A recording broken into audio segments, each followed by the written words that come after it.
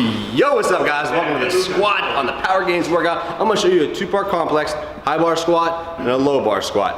I wanna start first by just differentiating the difference between a high bar squat and a low bar squat. When you're squatting high bar, the bar's up here on your traps, still engaging, getting tight, squeezing, and I want your elbows up underneath you. When you're low bar squatting, let me rewind a little bit, talk a little bit about high bar. When you're high bar squatting, I don't want to see you guys going ultra wide because that pressure is directly down here on your spine. If you're going ultra wide, it's putting all that pressure where? When you descend in your hips, it's going to cause you to force over and have you rolling over out of position, and it's not going to be very beneficial. So when you're high bar squatting, I'm going to want your feet up underneath of you more.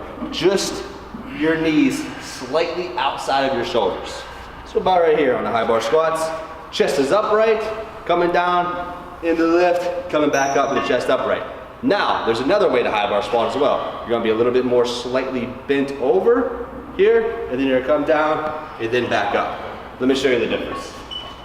First high bar squat's gonna be totally upright, which is gonna be very similar to like an Olympic style squat. Externally rotate, twist my feet to the floor. My lats are engaged, my upper back's tight. Here, drop it straight in. Externally rotate, don't lift, into the hole, straight up. Next, similar same position, slightly bent over a little bit more. Keep my back in more of a neutral position.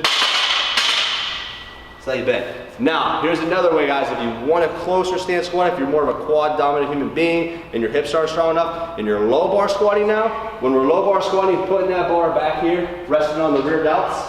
Now the bar's resting on the rear delts. Squeezing your back together as tight as you can. You can still close stance squat, you quad dominant guys, with a low bar stance. What I'm gonna want to see out of you though, since you're low bar, you have to be a little bit more slightly bent over. Still keeping your spine neutral, sitting down into it, leg driving up, boom. The next thing for you low bar squatter guys now, this is more of a competition squat, and a powerlifting meet, low bar squatting. I would say about 90% of powerlifters low bar squat, 95% of powerlifters low bar squat. Low bar squatting, squeezing, engaging those lats. Act as if you're doing a pull down. That's about the grip you're gonna wanna take. Also, my grip, my finger is on the rings. It can alter, but just so you get that lat engagement, get them elbows up underneath you. Taking a wider stance, now that that bar's lower on our back, we'll be slightly bent over, creating a bigger base. Boom, by utilizing our upper back, hips. Externally rotating, have the toes pointed slightly out, and then you're coming into the lift, and then coming back up. As you're descending, make sure you're staying core tight. Underneath the bar, sit up wide, setting up,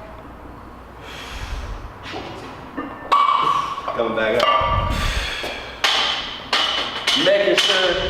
You're obviously making sure you're hitting depth, going below parallel, a little bit of type right now. Okay, also I want to work on real quick, breathing techniques. Getting underneath the bar, I'm engaging, I'm getting tight, locking everything in. Let my breath out, big air in. Bracing, hold it. If you can breathe through your nose, I'd like to see you guys breathe through your nose, get your air. Lock it in, brace, hold it. Now I want you to unrack the weight by externally rotating, boom, activating those glutes, telling them glutes, hey, turn on man, we're getting ready to squat. Externally rotate, activate the glutes, unrack it. Now, take your necessary steps back. I don't want to see you guys running out of the gym. You only need to make sure you can clear the rack.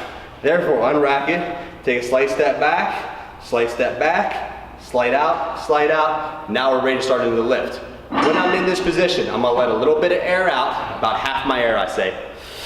It's locked in right now, I'm gonna let half out, and I'm gonna instantly suck it back in. Once it's sucked back in, the weight should be absorbed to my back, the bar shouldn't be moving, and I'm ready to start into my lift. Make sure when you're lifting, you're externally rotating, twisting those feet into the floor, activating those glutes, staying core tight. I don't want to see you guys breathing at the bottom of the lift, coming up, screaming and breathing. What happens is you break at your core when you start screaming and acting like a monkey. You get down here, then you break it over and you're rolled over, and next thing that bar's over top of your knees. We do not want that. Then we're in this position, we're very vulnerable with the back flexation, put a lot of pressure on our lower back, and leave us vulnerable also for injury in the SI. Make sure you're bracing, holding that air in. If you need to regather your air, I want to see you locked out, let half out, then bring it back in. So cut what the gym teacher told you about. Breathing in and breathing out throughout your lift. That's what gets you hurt on these heavy weights. That is not how we want to go about it. Remember I said big air, bracing, getting in position, let half out, suck it back in, starting the lift. I do not let that air out until the lift's completed. Boom. Then you breathe.